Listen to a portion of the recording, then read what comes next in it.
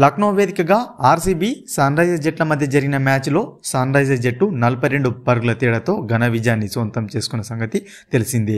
అయితే ఈ మ్యాచ్లో ఇరు జట్లు నిర్ణీత సమయంలో ఓవర్లు పూర్తి చేయలేకపోవడంతో ఇరు జట్ల కెప్టెన్లతో పాటు ఆటగాళ్లకైతే భారీ ఫైన్ వేసింది బీసీసీఐ. ఈ సీజన్లో ఆర్సీబీ జట్టు రెండోసారి స్లో ఓవర్ రేట్ను నమోదు చేసింది. దీంతో కెప్టెన్ రజత్ పాటీదార్కు 24 లక్షల జరిమానా విధించగా జట్టులోని మిగతా ఆటగాళ్లకు ఒక్కొక్కరికి 6 లక్షల జరిమానా విధించారు. ఇది కాకుండా ఈ సీజన్లో సన్ రైజర్స్ జట్టు మొదటిసారిగా అయితే స్లో ఓవర్ రేట్ను నమోదు చేసింది. దీంతో సన్ రైజర్స్ కెప్టెన్ అయిన ప్యాట్ కమిన్స్కు 12 లక్షల రూపాయల జరిమానా అయితే బీసీసీఐ విధించింది.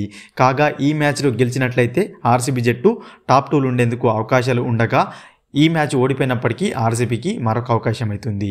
తన చివరి మ్యాచ్ అయిన లక్నోతో మ్యాచ్లో ఆర్సీబీ గెలిచి గుజరాత్ తన చివరి మ్యాచ్లో ఓడిపోయినట్లయితే ఆర్సీబీ టాప్ 2లో ఉండేందుకైతే మరొక అవకాశం ఉంది. ఫ్రెండ్స్, ఈ వీడియో కనుక నచ్చినట్లయితే లైక్ చేసి షేర్ చేయండి. మరొక ఐపీఎల్ అప్డేట్తో మీ ముందుంటాను ఫ్రెండ్స్.